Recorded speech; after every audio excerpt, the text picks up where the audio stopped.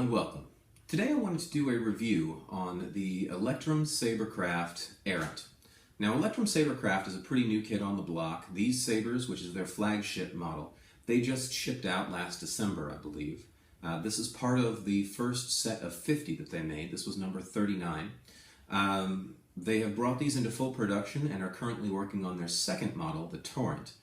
This model, though, I think gives you a good idea of what Electrum Sabers has to offer and some of the hurdles they're going to have to overcome. First off, let's talk about the design of the saber.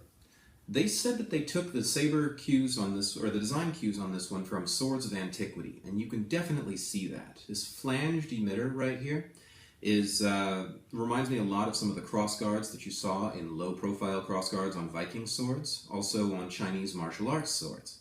And that is echoed here in the pommel.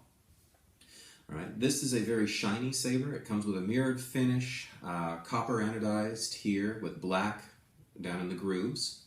In terms of size, I thought when I saw this thing online that it was going to be massive. Seeing it here in my hand, you can see that it is definitely not. It's a very manageable size. To give you some idea of perspective, this is one of the smaller saber forged sabers that they make. This is a Disciple model, and you can see that it is just a tad bit longer than the Errant and just about as wide. This right here is the Vader's Vault Tempest, which is the smallest saber I own and the smallest one that I have ever seen. The Errant is bigger than the Tempest, but not by enough that it's really a hindrance. So the only downside of the design, just in terms of the hilt layout, for one, these flanges on the pommel can catch you during use. Okay, now they're not particularly sharp, so that's not that big a deal. There's also some hard edges here, particularly this one below the switch and above the copper accents, or anodized accents here. Specifically where it narrows, you can feel it.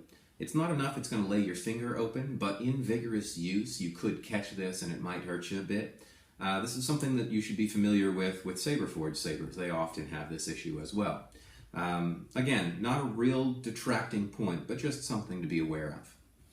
Okay, the real star of the show on this, oh, by the way, also, it's got vents here in the pommel, you'll see, or in the emitter, you'll see those when I turn it on. The real star of the show on this, which is also one of the drawbacks, strangely, is the switch. Now you notice no buttons. Okay, this switch right here is a circuit board. And at the time of production of these, they had two models. They're working on at least a couple more. One of them looked a lot like the circuit boards in the sabers on the sabers in the movies. It just had a whole bunch of little keys. Okay, this one is a model that they had with a Volk nut in the middle. Now, if you don't know what a Volk nut is, you can look that up on Wikipedia. It's Norse, and I actually think that it is a very good companion imagery for the design of this saber. Okay. The switch panel here has three touch-sensitive areas. One at the bottom, one in the middle, one at the top. You can customize when you order it, but not after the fact, what the LED is going to be, or what color the LED is going to be under those three spots. Okay, for me, I have red, yellow, and red. The way that you turn the saber on is you slide your finger from the bottom to the top, touching all three spots in sequence. Okay, you have to have a very light touch in order for this thing to work. If you put too much pressure on it, it's not going to work. It's actually kind of tricky. That's actually one of the bonuses to this saber, as well as one of the drawbacks. It's hard to turn on. Once you get the hang of how to turn it on, if you appreciate a challenge, there's actually something to be said for having a saber that you can hand to a friend and they can't figure out how to turn it on. You slide up from the bottom to turn it on, down from the top to turn it off. Okay, and again, a very light touch. All right, you noticed that when it was on, it was pretty bright. This thing uses a quad-core LED, so it's comparable with other quad-core LEDs, like a RGBW Emerald from Ultra Sabers, or some of the 12-watt things from, or the 12-watt or the multicolor board from Saber Forge. The Kyberlite uses the same kind of LED, but 4 LEDs in there: red, green, blue, and white. All right, so we'll talk about how to blend those later. But in terms of the switch and the features, let's go ahead and skip to that. So I'll go ahead and turn this on. And you may not be able to see it in the camera, but if you look at the background image and the light as it plays off of my face and hand, you'll see that it gets brighter and gets dimmer. Okay, this thing has the ability to have a blade flicker or a blade pulse, a lot like an emerald drive. Okay, I've currently got it set on a pulse. It's going from red to orange and back to red in kind of a heartbeat rhythm. You'll also notice that the volume is pretty low at this point. Okay, now that's a setting that I've done. Okay, so the board, in terms of features in use, has a lot of the things that everybody else does. It's got swings, it's got clashes. That was actually an auto lockup feature. I'll talk about that later. I just clashed it a little bit hard. One thing that I was curious about was whether or not the touch-sensitive pad here was actually going to cause havoc while you were using it. And you noticed it did light up a fair bit while I was swinging it around, or you may not have noticed. It does. But what you do with your hand, I have never had it actually trigger an unwanted effect through the board with my hand, because the touches of the hand are so random, and you have to be so directed in order to get this thing to turn on or off. But it's got the swings, it's got the clashes. Another interesting feature is the auxiliary mode. Let me show you that real quick. This saber knows whether it is horizontal or vertical. And when it is vertical, if I hold down on the center button, all of the lights on the circuit board light up. And as long as I hold down on this, I can actually, it has a feature for deflecting blaster bolts instead of swings. When I'm not doing this, if I swing it, it swings. When I am doing this, okay, I get that blaster bolt deflection instead. It also has a force power mode. When I'm holding down on this, if I can manage to do it, there we go, a thrust forward triggers this force lightning effect, okay, or a force lightning sound effect. All right, I let go, and the saber goes back into standard mode. Okay, the other thing about this switchboard is when it's horizontal, if I hold my finger down on the center, it actually enters the auxiliary mode and lets me set it. All of the LEDs behind the panel just lit up. It made that sound, and now I can actually cycle between blade colors with the top switch.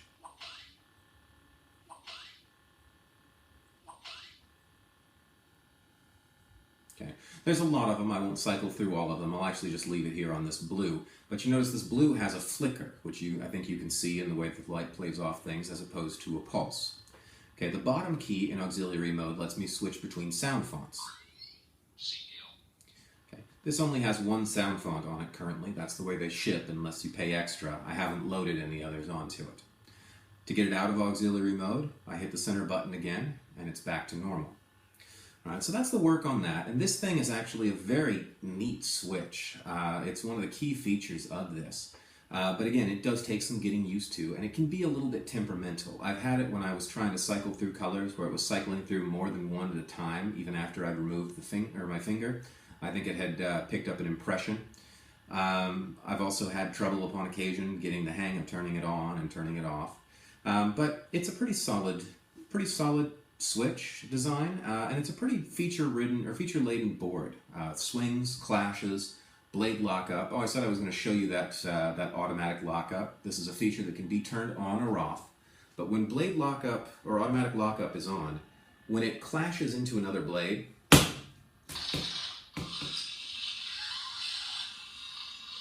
okay, it's going to keep that blade lockup until I turn it off by swinging it. Okay, now that's kind of a neat feature. It can be problematic, so it can be turned off. Let me go ahead and shut the saber down.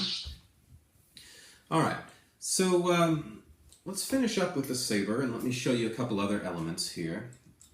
This is one of the things that I'm not too fond of with this. There is a set screw here in the pommel. The pommel comes off. It's not threaded like others.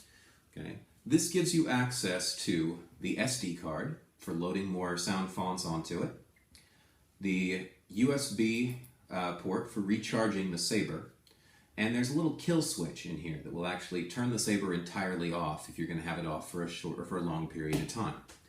One of the things that I was curious about, you can see down here as well, when I saw this saber and was contemplating getting one, I saw a lot of people say it has 2 speakers.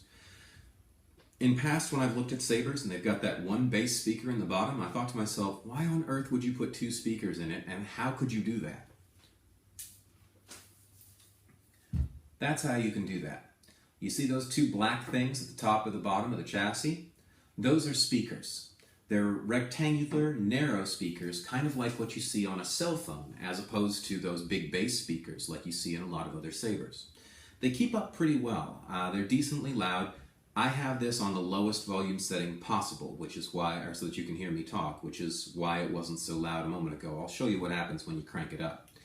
Okay, the thing that I don't like about this feature is that you have to remove this pommel in order to charge it. This is the only access to the charge point.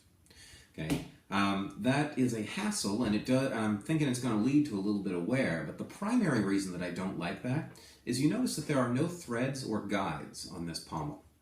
That means the thing can go on crooked any way. Okay, that means that you have to work a bit when you're putting this on in order to make certain that it's lined up straight. Otherwise, you end up with the pommel on crooked. Okay, you kind of have to sight down the saber and give it your best bet. Okay, with a quick guide on there, just a little bit sticking out on the saber and a little groove in the pommel, they could correct that so that it would go on perfect every time. That wouldn't be a big issue except for the fact that every time you need to recharge the saber, you need to take the pommel off, and then you need to worry about how to get it back on right and straight. Alright, so otherwise though, it is a very well constructed saber. The chassis is really solid, and this thing handles very, very well. It is comparable to my Vaderswald Tempest and it's very light.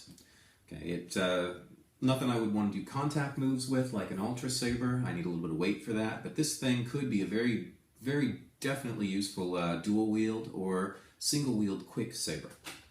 All right, now let me show you the other game changer on this one besides the switch. Okay, powering the thing on, this saber has Bluetooth compatibility. Okay, this is the Electrum Saber's app, and you notice that it's listing one saber in range.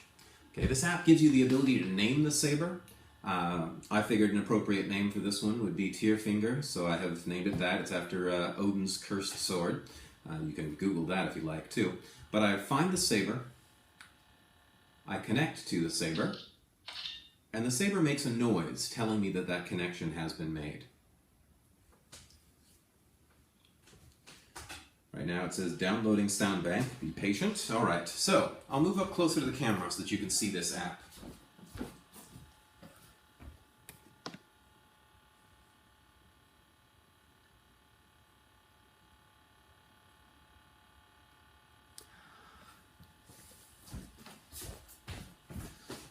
Now, one of the things on the app, you notice the volume slider at the top. Low volume.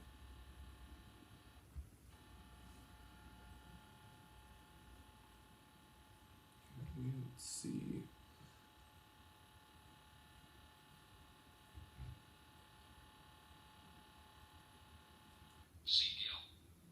Okay, I can configure my sound fonts.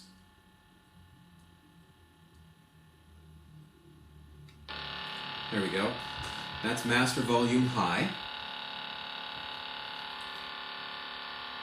I'm going to actually mute that entirely for right now, but that was high volume, and I can go anywhere in between. Okay, there's a medium, higher, higher, highest. Mute. All right, I have blade settings. Okay, now for the blade color, I have slider bars for red, green, blue, and white, and I can set this blade color anywhere in there. Currently, the blade color is set to a green-blue, or I guess it could be an Arctic blue, but green and blue are on full. Slide red all the way up there, and I've got a test button. There we go. I've made a whitish purple. Slide white all the way up there. This is all full. Test. Test. And if I wanted that, I hit save, and there we are. Right. I'm going to go back into that, set it back to where it was, take the red and the white slider bar down,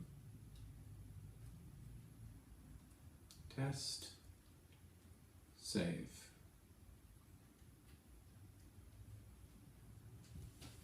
Okay. Now I'll show you a close-up of the color.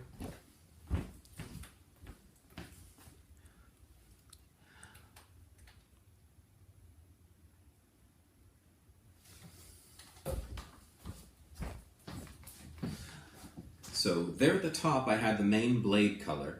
Down at the bottom a little bit lower I had the flicker or pulse color. This is currently set to just a dimmer version of what the blade is already. I can set it between pulse or I can set it between flicker. I can set the duration of the flicker, how fast I want it to be. I can set the clash. The clash on this one is set to white, but I can set the clash color to anything I like, and I can set the duration of the clash. Alright, in my sound profiles, I can change or alter sound banks from here. Motion settings, let me show you that.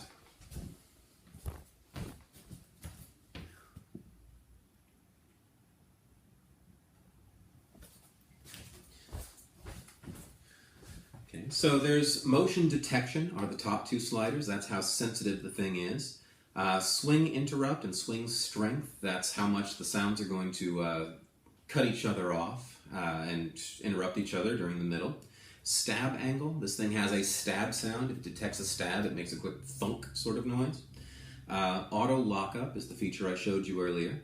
Clash on spin I have turned off, which means even if I hit something while it's in the middle of a spin, it's not going to, or the spin effect, it's not going to register the clash. Okay, clash blade flex, that's how hard do you have to hit it before the clash is triggered. And clash impact threshold is another feature of the same. Alright, I can password protect this thing. There's a section on here where I can name it. And I can actually power it on or off directly from the app. There we go. So if you're having trouble learning it with the switch at the front and you get desperate and you just need it off right then, you can turn it off with the app. Alright, so in terms of sabers, this is a very, very nice saber, especially for the price point. It has a couple design issues, primarily this pommel and how often you have to remove it and how difficult it is to reset. And a little bit about the switch being a bit complicated. But all in all, this is a very solid saber. These things run about $400 from the website. You got to pay shipping and export from Canada usually, but about $400 new and fully loaded. But it comes with a lot of stuff, and it's a very nice saber. This thing gives it not quite as much customization as an Ultra Saber's Emerald board gives you, but very, very close and a whole lot easier to get to with the Bluetooth wireless. The features that are on the board, there's a lot of them. They're not as easy to cycle through as the Crystal Shard board that Vader's Vault uses, but they're pretty dang close. So all things told, this has the best of a lot of worlds, and I think that Electrum Sabers is probably going to be a company to watch out for, because there's some innovation in this thing that I did not expect to see in a lightsaber. Hopefully this review has been helpful to you, and if so, please like and subscribe.